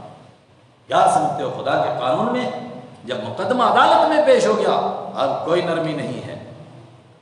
لیکن یہودیوں نے کیا کہا؟ جو مقدمہ لے کر گئے تھے وہ قرآن میں موجود ہے، انہوں نے کہا کہ اگر تم کو یہ فیصلہ سنایا گیا جو ہم بتا رہے ہیں تو لے لینا، اگر کوئی دوسرا فیصلہ سنایا گیا تو نہیں لینا۔ چنانچہ یہ آئے اور انہوں نے یہ مقدمہ آپ کے سامنے پیش کیا، آپ نے فرمایا کہ تمہارے پاس تورات تو موجود ہے، تو تورات کے مطابق کیوں نہیں فیصلہ کرتے؟ کہنے لگے کہ تورات میں تو مختلف احکام ہوتے ہیں، اور اس میں تو ایسا بھی ہے کہ بھئی منہ کالا کرو اور گدھے پر بٹھا کر کے بازار میں گھما دو، تو ایسا بھی ہے۔ آپ نے فرمایا فاتو بالتورات، تورات کو لے کر کے آؤ۔ وہ تورات کو لے کر کے آئے، اور اس نے جب آیت رجم پڑھنی شروع کی نا، تو جب یہ حکم آیا رجم کا تو آگے پیچھے کا تو پڑھا، لیکن اس کو کر کے گزار گیا، کسی کو پتہ ہی نہ چلے۔ حضرت عبداللہ بن سلام وہاں موجود تھے، انہوں نے کہا یا عدو اللہ ارفع راسک، اور خدا کے دشمن ہاتھ اٹھا۔ اس نے ہاتھ اٹھایا، اس کے نیچے یہی آیت تھی کہ اگر کوئی بدکاری کرے شادی ہونے کے باوجود، اس کو پتھر مار مار کے مارا جائے۔ بخاری میں حدیث موجود ہے، آپ نے یہی فیصلہ کیا، ان کو پتھر مار کے مارا جائے گا، اور مدینہ میں ان کو رجم کیا گیا۔ یہ بات کب ہے؟ حضور کے زمانے کی۔ آج یہودیوں کی حکومت اسرائیل میں موجود ہے، کسی بدکار کو کوڑے لگائے جاتے ہیں؟ بولو نا، نہیں لگتے ہیں۔ ان کا کیا قانون ہے؟ یہی رومن لا ہے جو پوری دنیا کے اندر ہے۔ ایسے تو اس کو کہنے کے لیے کہتے ہیں جی یہ برٹش لا ہے، یہ امریکن لا ہے، یہ انڈین لا ہے، لیکن اصل میں یہ سر رومن لا ہے۔ اس کے گرد گھومتا ہے دنیا میں، جہاں بھی جو 307 ایک ہی ہے، 302 ایک ہی ہے، کوئی بدلتا نہیں ہے، تقریباً بس ذرا ذرا سی ادھر ادھر ہو جاتی ہیں باتیں، اس سے کیا فرق پڑتا ہے؟ ان کے یہاں بھی اللہ کی کتاب موجود ہے، مگر اس کے مطابق فیصلہ نہیں۔ اس دور کے لوگ ایسا نہیں کر سکتے تھے کہ تورات موجود ہوتی اور تورات کے مطابق فیصلہ نہ کرتے، لیکن اب گرے نیچے کے نہیں گرے۔ ثم اورثنا، پھر وارث بنے کتاب کے وہ لوگ جو اس کے بعد آئے، لفی شک منہ، ان کو تو کتاب میں بہت شک ہے۔ میں نے کہا یہ شک قیامت تک بڑھتا چلا گیا، یہاں تک کہ آج کے یہودیوں کو بھی اپنی کتاب پر بالکل یقین، بولو نا، اگر ہوتا تو اس پر عمل کرتے کہ نہیں کرتے؟ کرتے۔ ان کی اپنی حکومت ہے، پاورفل حکومت ہے، ان سے کوئی پوچھنے والا نہیں ہے۔ رہی بات ہماری ایک بالشت پر نہیں ہے، ہماری تو کسی کی ادھار دی ہوئی ہے، وہ جیسے کہتے ہیں وہ ویسے بیچارے چلتے ہیں، ہاتھ جوڑ کے کھڑے رہتے ہیں، تو اس کو اپنی حکومت تو نہیں کہہ سکتے، وہ ان کی اپنی ہے۔ فَلِذَلِكَ فَادْعُوا، اے میرے پیارے، سب بک گئے ہر جگہ، کتاب کو بیچ گئے، یہ ہے سچا دین۔ فَلِذَلِكَ فَادْعُوا، اس دین کے لیے فَادْعُوا، آپ دعوت دیتے رہیے، آپ سب کو بلاتے رہیے، یہودی ہوں، عیسائی ہوں، مشرک ہوں، وَاسْتَقِمْ، اور سیدھا رہیے، کما امرتا، جیسے آپ کو حکم دیا گیا۔ اللہ اکبر، سیدھا رہیے۔ ایک مقام پر آپ نے فرمایا سب سے مشکل آیت مجھے یہی گزرتی ہے جس میں کہا جاتا ہے سیدھا رہیے کما امرتا، جیسا کہ آپ کو حکم دیا گیا، اور فرمائیے ان کو وَأُمِرْتُ لِأَعْدِلَ بَيْنَكُمْ، مجھے حکم دیا گیا ہے میں عدل اور انصاف سے کام لوں، بینکم، تمہارے بیچ میں۔ مکہ والی آیت ہے، مکہ میں نازل ہوئی ہے، ابھی کوئی ہماری حکومت نہیں ہے، لیکن غیروں کے بیچ میں رہتے ہوئے ہم کیا کر سکتے ہیں؟ کہا اس دین کی دعوت دے سکتے ہیں، اور کیا کر سکتے ہیں؟ عدل و انصاف کر کے دکھا سکتے ہیں کہ ہم کیسے لوگ ہیں، اور کیا کر سکتے ہیں؟ فرمایا وَقُلْ آمَنْتُ وَلَا تَتَّبِعْ أَهْوَاءَهُمْ، اور ان کی خواہشوں کے پیچھے نہ چلیے، ان کی طرح نہ بنیے، ہوشیار رہیے، کہیں آپ کو یہ کھینچ نہ لیں۔ حضور کو کوئی کھینچ سکتا تھا؟ مت پیچھے چلیں آپ ان کی خواہشات کے، حضور چل سکتے تھے ان کی خواہشات کے پیچھے؟ پھر کیا کہا گیا ہے؟ آپ کو کہا گیا ہے، امت کو سنایا گیا ہے کہ جب میں اپنے نبی کو کہہ رہا ہوں کہ جب غیروں کے ماحول میں رہنا ہو ہوشیار رہو، کوئی طریقہ ان کا نہیں اپنا لینا، کوئی ان کی خواہش کو نہیں اپنا لینا، اور کیا کیجئے وَأُمِرْتُ لِأَعْدِلَ بَيْنَكُمْ، اور مجھے حکم دیا گیا میں حکم کروں، انصاف کروں تمہارے درمیان۔ اللہ ربنا وربکم، اللہ ہمارا بھی رب ہے اور تمہارا نہیں، بیچ میں چھوڑ گیا۔ وَقُلْ آمَنْتُ، اور آپ کہہ دیجئے میں ایمان لایا بما انزل اللہ، اس کے اوپر جو اللہ نے اتارا، من کتاب، کوئی بھی کتاب، تورات ہے، انجیل ہے، زبور ہے، جو آسمان سے اللہ نے کتابیں اتاری ہیں، جو ان کی اصل تعلیم تھی ہم ان کو مانتے ہیں، لیکن اگر کسی نے ملاوٹ کر دی ہم اس کے ذمہ دار نہیں ہیں۔ وَلَا تَتَّبِعْ أَهْوَاءَهُمْ، اور وَأُمِرْتُ، اور مجھے حکم دیا گیا لِأَعْدِلَ بَيْنَكُمْ، کہ میں تمہارے درمیان انصاف کروں۔ اللہ ربنا وربکم، اللہ ہمارا بھی رب ہے، اللہ تمہارا بھی رب ہے۔ اور پھر جھگڑا ہو جائے تو کیا کرو؟ نہیں نہیں، جھگڑا نہیں کرنا۔ لنا اعمالنا ولکم اعمالکم، کہہ دو ہمارے لیے ہمارے کام، تمہارے لیے تمہارے کام۔ لنا، ہمارے لیے، اعمالنا، ہمارے اعمال، ولکم اعمالکم، تمہارے لیے تمہارے اعمال جب ہم نے دین کو کھول کر سمجھا دیا، لا حجت بیننا و بینکم، اب کوئی جھگڑا نہیں رہ گیا ہمارے درمیان اور تمہارے درمیان، ہم نے بات صاف کہہ دی، اب جھگڑنے کی ضرورت نہیں، اللہ یجمع بیننا، اب انتظار کرو اللہ کے فیصلے کا، مگر وہ فیصلہ کہاں ہوگا؟ قیامت کے دن اللہ جمع کرے گا ہم سب کو، وَإِلَيْهِ الْمَصِيرُ، اور اسی کی طرف لوٹ کر کے جانا ہے۔ غیر ایمان والوں کے ماحول میں، جہاں دنیا بھر کے اندر ایمان والے تھوڑی تعداد میں ہوں، کیا کرنا ہے؟ یہ ہمت کی صورت ہے، یہ کام کرنے ہیں۔ کیا کام کرنا ہے؟ فَلِذَلِكَ فَادْعُوا، اس دین کی دعوت دینی ہے، وَاسْتَقِمْ، اس کے اوپر قائم رہنا ہے، وَلَا تَتَّبِعْ أَهْوَاءَهُمْ، ان کی خواہشوں پر نہیں چلنا ہے، ان کو کہنا ہے ہم جو کچھ ہم پر اترا اس کو بھی مانتے ہیں، جو تم پر اترا اس کو بھی مانتے ہیں۔ عدل و انصاف ایسا کرنا ہے کہ وہ بھی کہیں کہ ہمارے لوگ تو بک جاتے ہیں، اگر کوئی بندہ نہیں بک سکتا وہ یہی ہے، اللہ ربنا و ربکم، ان کو کہنا ہے ہم اس اللہ کی دعوت دیتے ہیں جو ہمارا بھی رب ہے تمہارا بھی رب ہے۔ رہی بات فیصلہ کیسے ہوگا، ہمارے لیے ہمارے اعمال، تمہارے لیے تمہارے اعمال، کوئی جھگڑے کی بات ہی نہیں ہے، ہم نے کھول کر بات کہہ دی، اللہ یجمع بیننا، اب اللہ جمع کرے گا ہم سب کو قیامت کے دن، وَإِلَيْهِ الْمَصِيرُ، اور اسی کی طرف لوٹ کر کے جانا ہے۔ وَالَّذِينَ يُحَاجُّونَ فِي اللَّهِ، اور وہ لوگ جو جھگڑا کریں اللہ کے بارے میں، آپ نے اتنا کھول کر سمجھایا اور پھر کہا کہ کوئی جھگڑا نہیں، بھائی میں تو جھگڑنا چاہتا ہی نہیں، کوئی جھگڑے کی بات ہی نہیں ہے، مگر وہ کہے نہیں مجھے تو جھگڑنا ہی جھگڑنا ہے۔ کس پر جھگڑنا ہے؟ اللہ کے بارے میں کہ اللہ ہے یا نہیں ہے، فرمایا اس کو اللہ کے حوالے کر دو، اس سے جھگڑا مت کرو۔ والذین یحاجون، اور وہ لوگ جو جھگڑا کرتے ہیں فی اللہ، اللہ کے بارے میں، من بعد ما، اس کے بعد کہ استجیب لہ، اللہ کی بات کو مانا گیا ہے، ایک بڑے طبقے نے مانا، دنیا کے عقل مند لوگوں نے مانا، دنیا کے پڑھے لکھے لوگوں نے مانا، دنیا کے سواد اعظم نے، سب سے بڑی تعداد نے اللہ کو مان لیا۔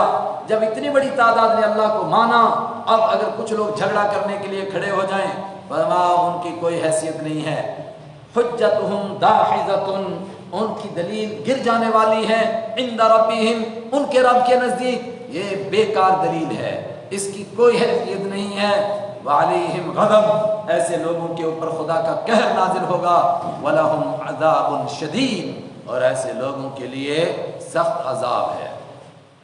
اللہ الذی انزل الکتاب، اللہ وہ ہے جس نے یہ کتاب اتاری ہے بالحق، سچا دین دے کر، جو کچھ سچ ہے، جو کچھ حق ہے، جو کچھ اللہ تعالیٰ اپنے بندوں کو سچ چاہتا ہے وہ اس کتاب میں آ چکا ہے۔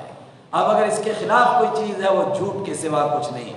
اور اللہ نے کیا اتارا؟ والمیزان، اور اللہ نے یہ عدل و انصاف کا نظام اتارا ہے۔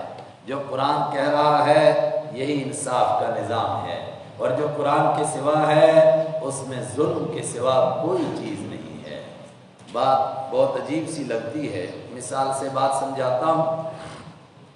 ایک ملزم پکڑا گیا کسی جرم میں، اور اس کے لیے چارج شیٹ تیار ہو گئی، کورٹ میں پیش ہو گئی، 3 سال تو فرد جرم لگنے میں لگ گیا، وہ جیل میں ہے بیچارہ۔ فرد جرم یعنی کیس کے رجسٹرڈ ہونے میں کہ اس پر کیس چلے کہ نہ چلے، ہے اس کے لائق کہ یہ کیس چلایا جائے کورٹ میں کہ اس کے لائق نہیں ہے۔ 3 سال تک بحث ہوتی رہی، 3 سال کے بعد کہا آپ کو باعزت بری کیا جاتا ہے، یہ کیس آپ پر چڑھتا ہی نہیں ہے۔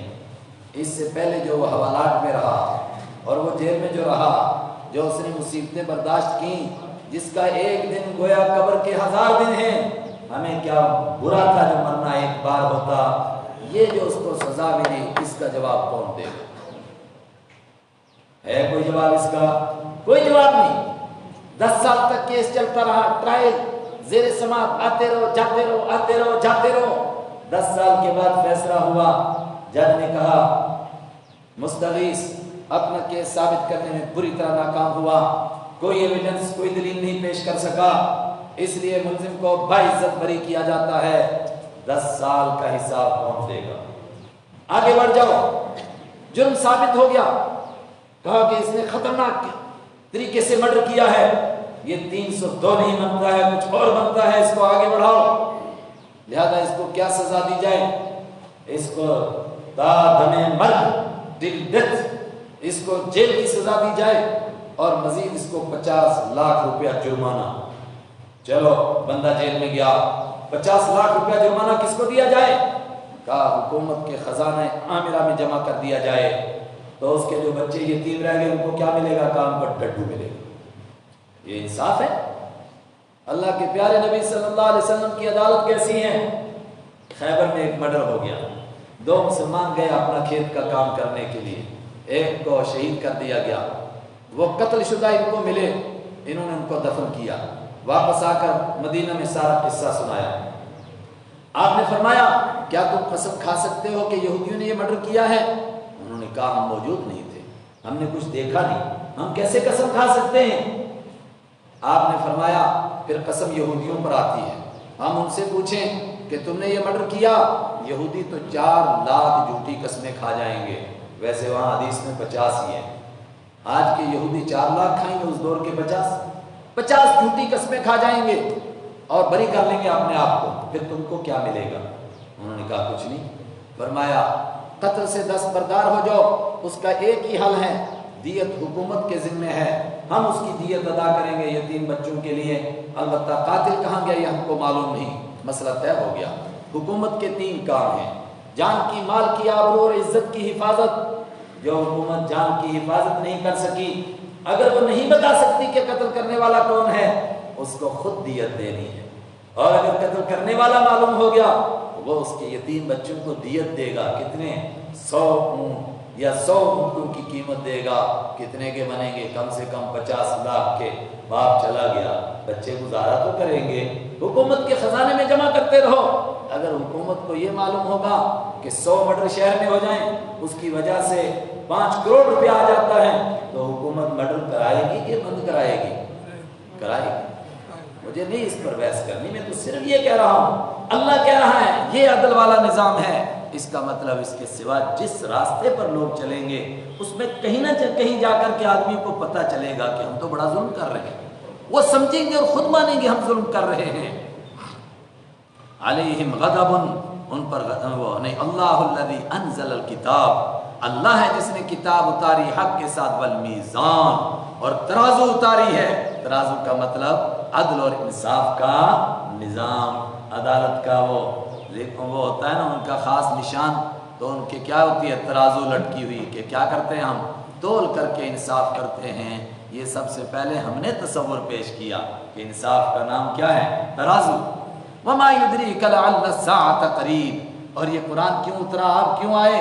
فرمایا اس لیے کہ اب قیامت قریب آ گئی ہے۔ اور بہت سارے لوگ کہتے ہیں کہ اچھا کہاں ہے، آتی کیوں نہیں، ہم پر وہ عذاب کیوں نہیں آتا؟ یستعجلوا، جلدی مانگتے ہیں، بہا، اس قیامت کو، الذین لا یؤمنون بہا، جو اس کو مانتے نہیں، والذین آمنوا، اور وہ لوگ جو مانتے ہیں، مشفقون منہا، وہ اس کا نام سن کر کے گھبراتے ہیں، آئے ہائے، وَيَعْلَمُونَ، اور وہ جانتے ہیں، أَنَّهَا الْحَقُّ، کہ یہ بالکل سچی بات ہے، الا سنو، ان الذین یمارون فی الساعۃ، جو لوگ شک کرتے ہیں قیامت کے بارے میں، انا، بے شک، الذین، جو لوگ یمارون، شک کرتے ہیں، فی الساعۃ، قیامت کے بارے میں، لفی ضلال بعید، وہ کوئی ڈاکٹر ہو، پروفیسر ہو، انجینئر ہو، دنیا کا کوئی بہت پڑھا لکھا بندہ ہو، وہ پرلے درجے کی گمراہی میں پڑا ہوا ہے۔ اللہ لطیف، خدا اس کا بیڑا غرق کیوں نہیں کرتا؟ اللہ لطیف، اللہ بڑا مہربان ہے، بعبادہ، اپنے بندوں پر ایسے ناہنجاروں کو بھی مہلت دیتا ہے۔ مہلت ہی نہیں دیتا، یہ اس کی زمین پر چلتے ہیں، اس کو آنکھیں دکھاتے ہیں، مگر یرزق من یشاء، وہ روزی دیتا ہے جس کو چاہتا ہے، لیکن ڈھیل دے رہا ہے، ورنہ وہ القوی العزیز، وہ بڑا طاقت والا ہے، العزیز، سب پر غالب ہے۔ صدق اللہ مولانا العظیم۔